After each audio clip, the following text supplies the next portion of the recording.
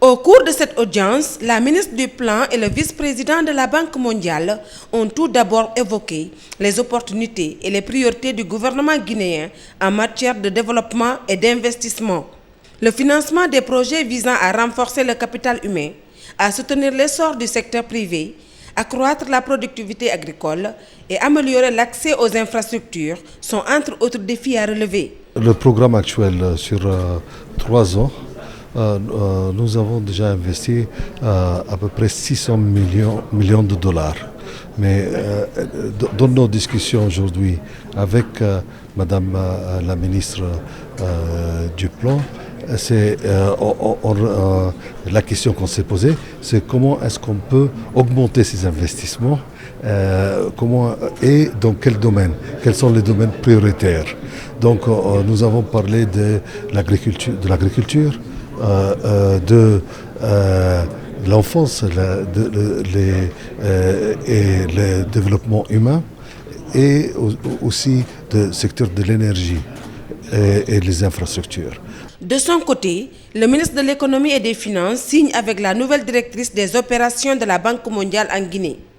Ce sont 2 accords de financement qui ont été ainsi signés à cette occasion. L'un en faveur de l'éducation pour un montant de 50 millions de dollars, l'autre pour les PME à hauteur de 30 millions de dollars. Dans le même registre, la SFI accorde 20 millions de dollars au groupe privé Sonoco, spécialisé dans l'agro-industrie. L'investissement dans le capital humain est essentiel pour parvenir à une économie solide en Guinée, avec un secteur privé dynamique et compétitif et des entreprises qui innovent. Et cela m'amène au 2e accord de financement et 2e projet que nous signons aujourd'hui. Ces micro, petites et moyennes entreprises sont vraiment le moteur de l'économie, celles qui génèrent des emplois. Elles font face à 2 obstacles, des obstacles pour accéder au marché et au financement.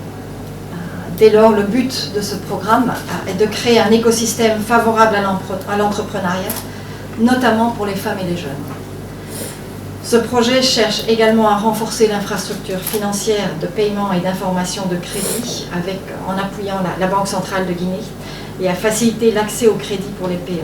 Ça, on l'a fait en tenant compte du constat de la situation de base et des besoins importants que nous avons en renforcement de capital humain qui est un pilier fondamental du développement économique. Donc c'est en commun accord avec la Banque mondiale, en tenant compte des ressources disponibles, que nous avons privilégié justement le renforcement du capital humain, et qui est un des éléments les plus importants de la société. Donc nous avons quelques difficultés au niveau de l'éducation. Tout l'effort qui a été fait jusqu'à présent, nous devons le renforcer et le capitaliser. Et c'est dans ce sens-là que la Banque a accepté de nous accompagner. En Guinée, le portefeuille actuel de la Banque mondiale comporte 24 projets et programmes, dont 16 projets nationaux, pour une enveloppe globale de près d'1 milliard de dollars. Au cours de la période 2016-2019, la Banque mondiale a approuvé des financements à hauteur de 591,7 millions de dollars en faveur de la Guinée.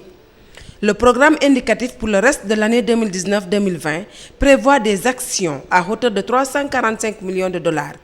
Ce programme comprend 6 projets inclus dans le présent protocole.